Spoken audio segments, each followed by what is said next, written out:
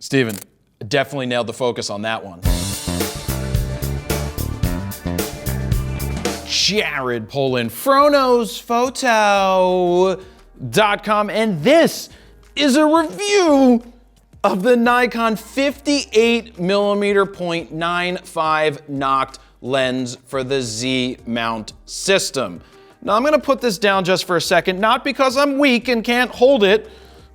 I'm not weak, I got muscles and I can hold it, but we all know my stance on this lens when it was announced and leading up to doing this review. See, this is one of those look what we can do type of lenses. The type where almost no one will buy it, but Nikon thinks it means a lot that they can actually do it. Well, it doesn't impress me, Nikon. So what we're gonna do is we're gonna take those early thoughts and we're gonna take those thoughts and put them in a basket.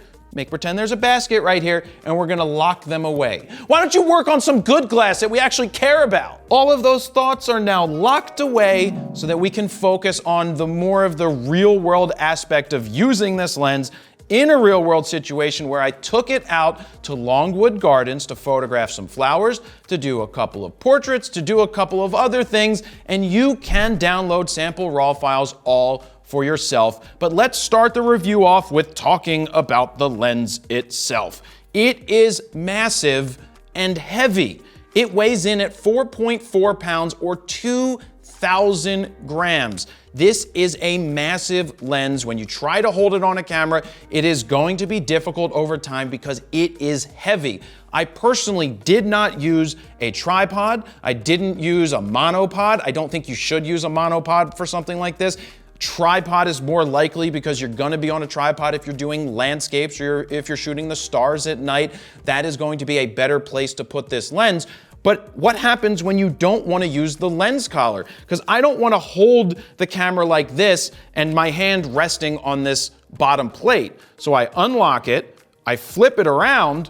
Here we go, look. I flip it around, and guess what it does when you flip it around and you lock it in?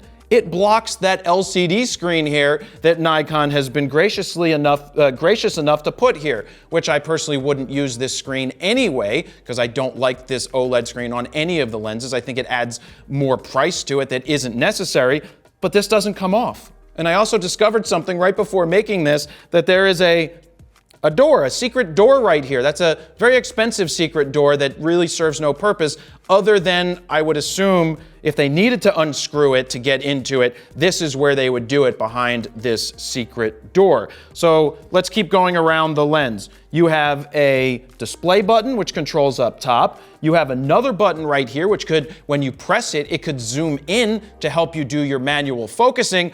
Oh, I didn't even mention the elephant in the room yet, which we all know by now, is that this is a manual focusing lens only. There is no autofocus capability whatsoever other than you.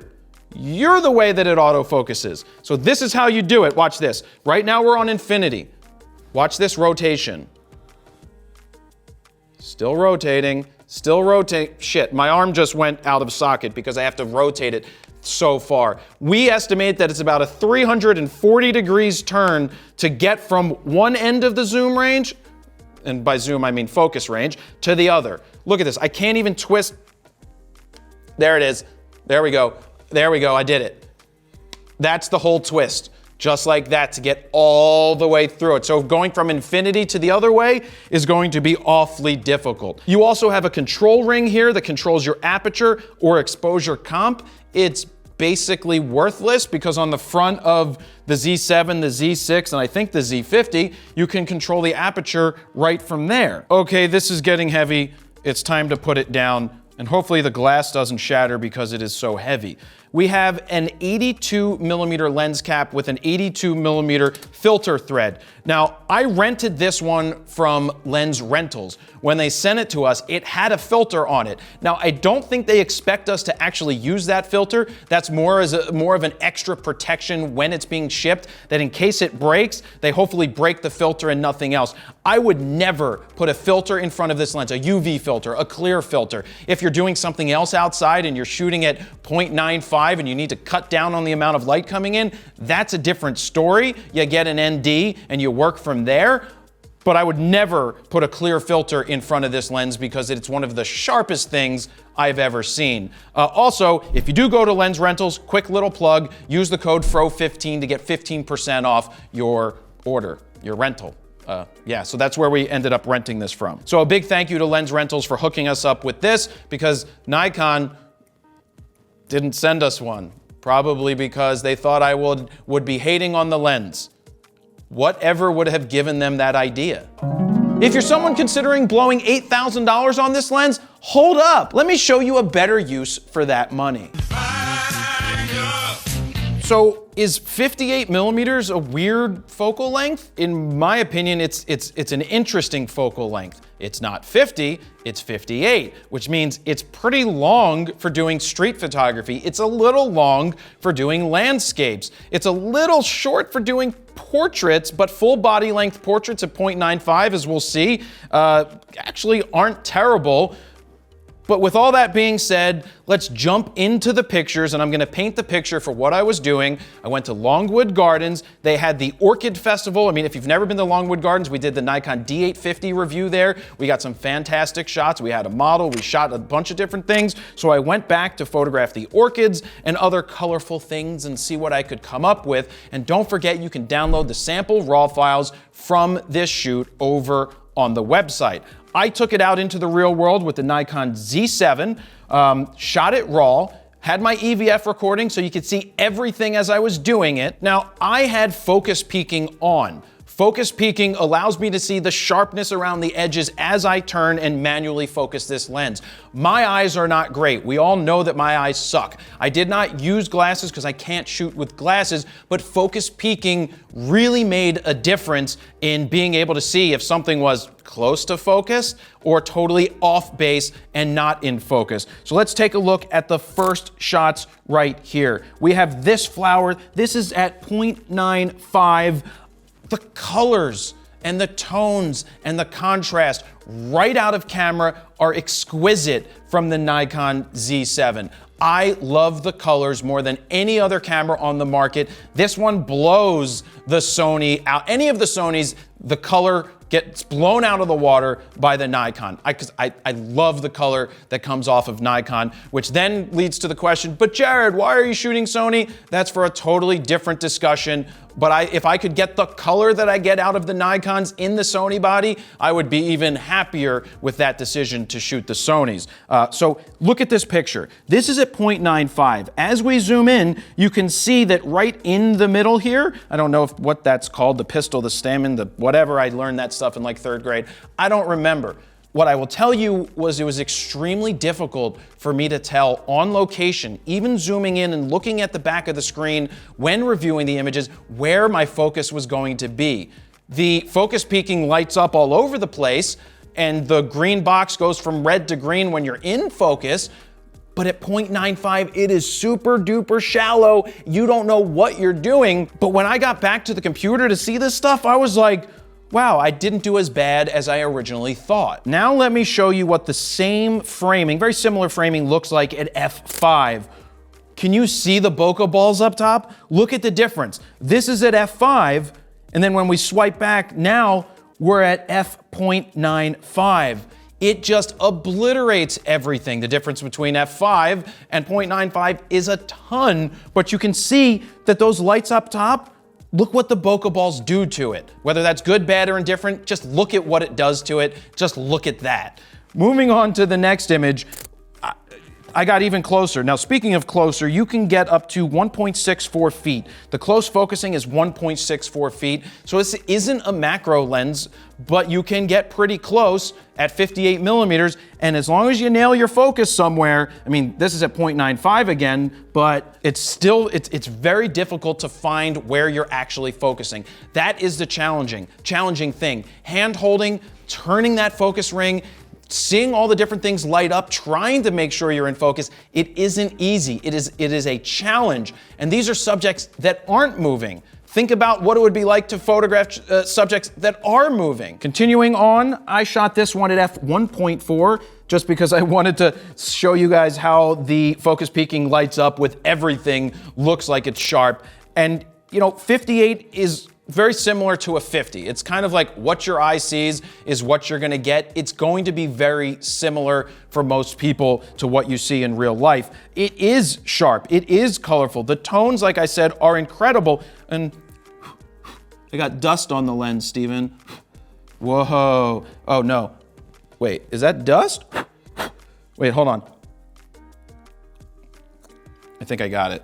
It's probably dandruff from my hair. Who knows? I'll have to clean it later. Continuing on, I wanted to show you something with a little bit more depth. We had some hanging flowers here. You've got a lot of light coming in. Most of the stuff I shot was at 64 ISO, which was the base ISO to give us the best quality possible. But when you shoot at 0.95, you're gonna get plenty of exposure even when you're indoors in this atrium that we were in. This one's at 1.4, so that's more of a realistic place that you would see if you were shooting with the 50 1.4, except for the fact that on the Nikon you only have a 50-1.8 right now, so 1.4 wouldn't be possible with that.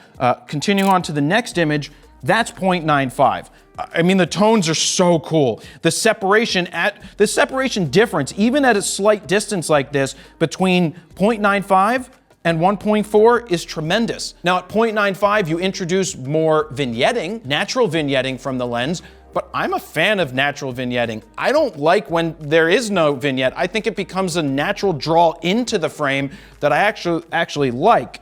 And then just for fun, and I almost said shits and giggles, just for fun, we're at 5.6, and you can see how it just looks like a snapshot. It looks like a snapshot of these baskets hanging there when you compare it to everything else. So I don't like that as much. A great close focusing test is this.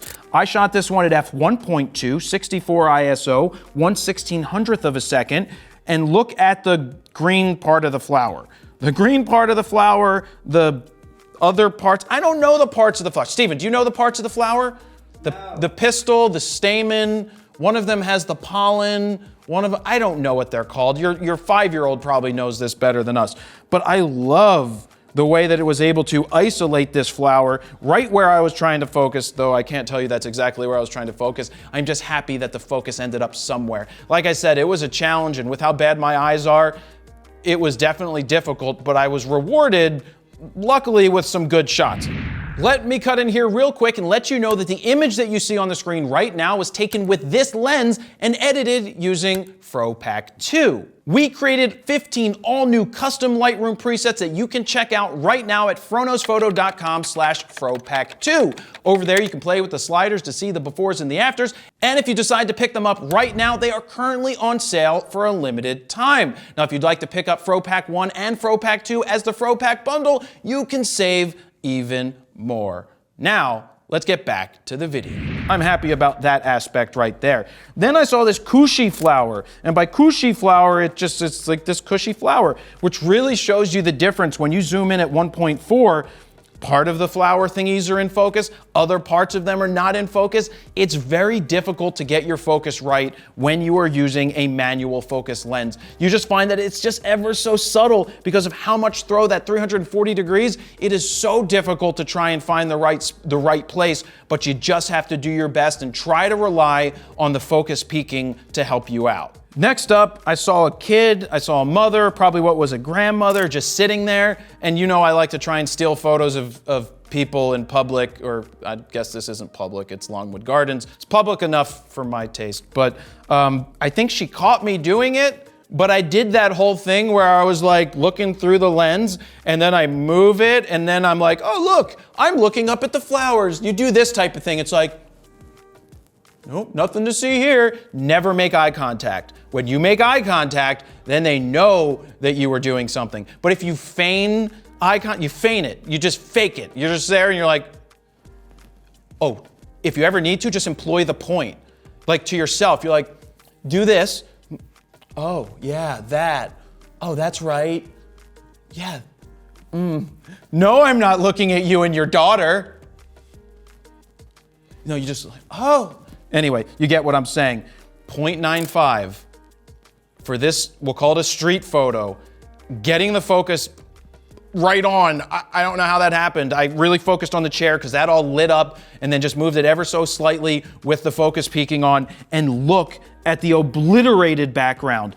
That is incredible. If you are able to shoot weddings or street photos and get the focus right for something like this, or it's a setup shot, and you can obliterate the background, because this is at 0.95. The next one is at 2.2. Even at 2.2, it now looks like a snapshot. Yes, there's some bokeh in the background and it's blown out slightly in terms of the focus, but the difference between 0.95 and 2.2, it just makes it's incredible what you can do with that if you can get your focus right. Now, before I show you the next photo, which I think was the best photo of the entire thing, I wanted to get outside, not just shoot flowers, try to do some landscapey stuff. Even though there is no color or foliage outside at this time of year, I still wanted to go outside for some test portraits as well as like those landscape photos. And this photo that I'm gonna show you is going to blow your mind. In 3, 2, 1. Whoa, nailed it! Look at, I did it! I did it, Steven. I did this just for fun. Took that on purpose out of focus just to make a joke. It was a funny joke, but this is what you're actually looking like outside. I wanted to see what would happen trying to photograph people walking. Look at how when I turn the focus ring, how the peaking lights up the trees like down a row. As you turn it, it lights it up. As you pull it back, it comes back to you. I mean, this is at 2.5 to give myself some leeway, but it's not an extraordinary image. I mean, the colors are great. The tones are great. Like I said, the tones and colors and clarity that you get out of this lens, I've never seen that out of something else. It just looks incredible, but that photo isn't anything good at all. It's just difficult. Moving on to a person, this is my friend Lee, and I had her stand here at f2. Very difficult, again, to make sure that the eye is in focus. I relied solely on focus peaking to try and do this. But if you're moving or they're moving, if you breathe and you move out of the focus area, it's gonna be ever so difficult, and whatever that means, it's gonna be extremely difficult to get somebody in focus, but the background is still obliterated. But if I'm gonna shoot at f2, why couldn't Nikon give us a 50-1.2? What they've given us so far is a 50-1.8. This is a 50-1.8. It's good. It's not a 1.2. On the other side, Canon has given us a 50-1.2. It's like $2,300. I think a lot more people would be happy on a Z7 or a Z6 to buy a 50-1.2 for $2,400, $2,500, $2,600. I don't think that would be a problem for the people that want to get those shots and have autofocus. So I just want to point that out real quick right there. But with that being said, these full body portraits at 0.95, you're capable of doing it. I find it so incredible what happens to the background. It's like when I'm using the 35-1.2 on the Sony a7R IV and I shoot at 1.2. It's very similar looking to this, what happens to the background being obliterated. Of course, at 0.95, it's even more. If your subject's moving, it's gonna be extremely difficult. Right here, it looks perfectly fine. And then at 1.4, that's what this is gonna look like. The tones, the compression is great. Nikon, get us some 1.4s and 1.2s, and people are gonna be a hell of a lot happier.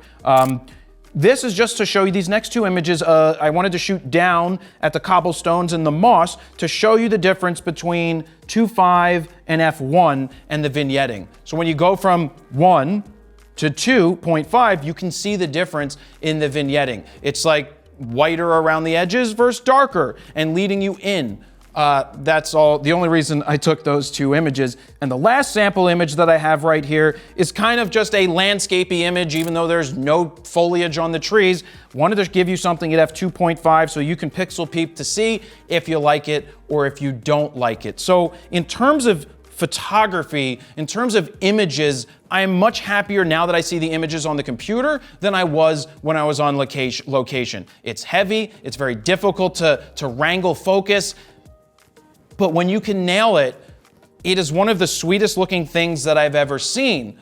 But I'm sure somebody out there is like, well, how is it for video? Now, we rented this lens from Lens Rentals specifically for a video that we are doing on a new set. When Steven set up that set, he wanted to see if the 50 1.8 would work. Now the problem was where my seat is, it's like 6 feet or less from the wall. And at 1.8, the background was prevalent. It was there. It didn't blow out. For the sample video that Steven did, he was at f1, and the background is, I mean, it's butter.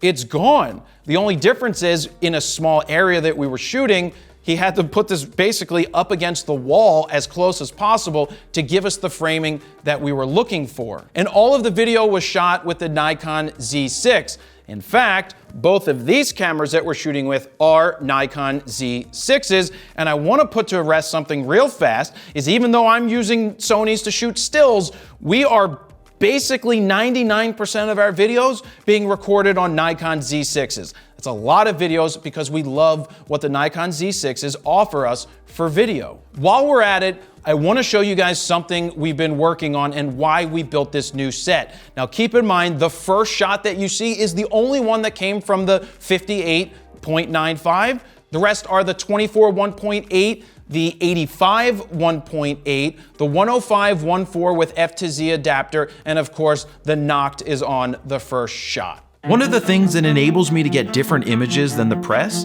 is that I have all access and freedom to run around backstage, on stage, and pretty much anywhere else within reason. Now, it's taken me a long time to get that access, but I do have some advice for photographers out there. Try to find those different angles. When everyone else goes right, try to go to the left. So that was a sneak peek at what we've been working on. That was just a test, quick edit, just to see how the audio sounds and to see how the angles look on the new set. Look for that video coming soon. It's going to be fantastic. So what does this lens cost? $8,000.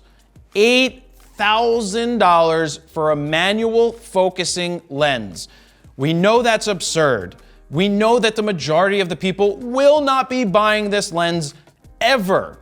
The only people buying this lens are honestly the people that either want it as a collector's item or who have so much money sitting around that they just want to buy it. Oh, and the other people buying it are companies like Lens Rentals, because I rented it from Lens Rentals around the same time that Ted Forbes rented it, and they had 2 of them, it seemed like, and no more were in stock. So they at least bought 2, and I know that Alan's Camera has 1 of them for sale right now. If you want it, call Alan's Camera or send them an email and let them know that you want to purchase the NOCT if you want to go ahead and purchase it. But at $8,000, most people aren't buying it. I love the challenge of shooting with it, but it's not really practical for my everyday shooting for people that are moving. What does it smell like, and how is the wind tunnel capability? Let's start with which one, Steven? Wind tunnel or sniff? Sniff. Sniff.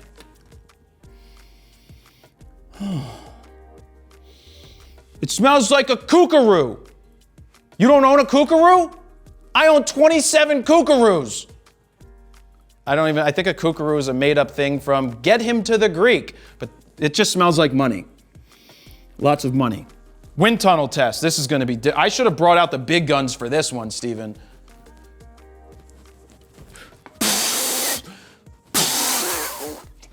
I don't even think a Category 5 hurricane would blow this off the desk. So it passes the wind tunnel test with flying colors because it's like a brick of lead. It's not going anywhere. Oh, and I should remind anybody who purchases this, if you lose the lens hood, which should never come off of the lens, by the way, I would not take, actually, now that I think about it, the only reason it comes off is if you have an ND filter on there and you need to turn it. There's gonna be no way to turn it with the lens hood on. If you lose it, $240. The lens does come with a beautiful Pelican style case, and if you lose that, it's $850. So you might not wanna lose that or the lens hood. So who is this lens for? Rich people. Rich people. I don't know who else to say who it's for. Is it going to be good for portraits? Sure, if you're not shooting moving subjects. Is it going to be great for landscapes? Probably a really nice lens for landscapes. Whether it's too tight, that's up to you to determine, but I'm sure it's going to be fantastic for people that don't need to worry about autofocus. People that are doing still lifes, this is your lens, if you can afford it. And Nikon keeps pushing this narrative that this is great for shooting stars. From what I know, you want to shoot wider when you're shooting the stars. I mean, you could shoot the stars with it. They're moving fast, like light years an hour, whatever, that's super fast. But at the end of the day, guys, has my mind changed about this lens? Other than I got some okay results in the colors and the tones and the clarity, I mean, that stuff's expected when you drop $8,000 on a lens like this. So my mind really hasn't changed. I don't think anybody's buying this lens. I think this is just a Nikon and their engineers going, look at me, we're like Leica. We're gonna make something that only doctors and lawyers and YouTube millionaires can buy. But other than that, let me know what you guys think. Download the sample RAW files. And that's where I'm gonna leave it. Again, thank you to Lens Rentals for letting us borrow this. Use the code FRO15 at checkout to get 15% off your rental. And that's it, guys. Thank you very much for watching. Jared Polin, FroKnowsPhoto.com. See ya.